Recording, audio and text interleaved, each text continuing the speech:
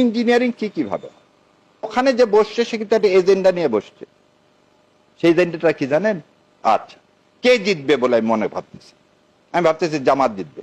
আমি যদি ভাবি না, তারেক রহমান ফিরে আসছে, এখন হই হই কার, উনিই চলে যাচ্ছেন ক্ষমতায়, আমি ওনার বিরুদ্ধে মানে নিরপেক্ষতার আচরণ করে পরে আমি খাগড়াছড়ি ট্রান্সফার হব।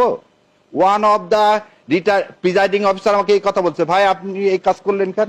বলে আমার বাচ্চারা সব পরে ঢাকায়, ভাই আপনি কি ভাবছেন বিএনপি ক্ষমতায় আসতেছে, আমাকে তো খাগড়াছড়ি পাঠায় দিবে। তার মানে এই 36শে জুলাইয়ের যে মানসিকতা, আমাদের বিপ্লবের যে মানসিকতা, আমাদের রক্তের যে মানসিকতা, ওনার ট্রান্সফারের কাছে এর কোনো মূল্য নাই।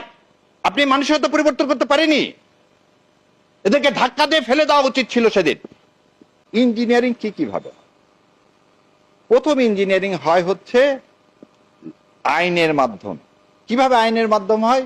এটাকে বলা হয় যে এই যে নির্বাচনী এলাকা থাকে না, নির্বাচনী এলাকাতে কোন গ্রামের লোক কোন পার্টিকে বেশি ভোট দেয় এটা কিন্তু আমার জানা আছে।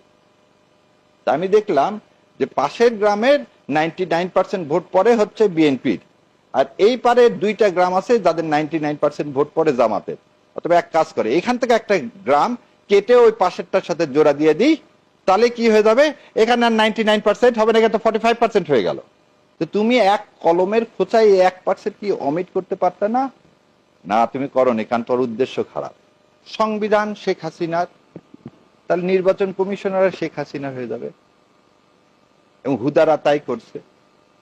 36শে জুলাই আমাদের আসল কথাটা কি ছিল?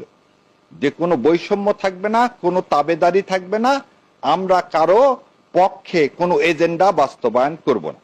অ্যাডমিনিস্ট্রেশন, পুলিশ যদি আপনার সঙ্গে থাকে তাহলে ভোট করাটা খুব সহজ।